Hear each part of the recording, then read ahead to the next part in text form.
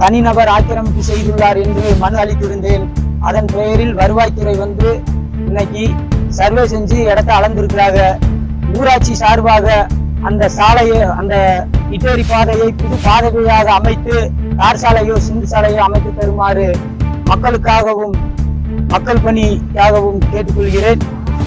கோதைமங்கலம் ஊராட்சியின் சார்பாக இந்த பணியை செய்து கொடுக்குமாறு மிக பணிவோடு கேட்டுக்கொள்கிறேன். நான் முத்துக்குமார், பிசிக கவுன்சிலர், கோதைமங்கலம்.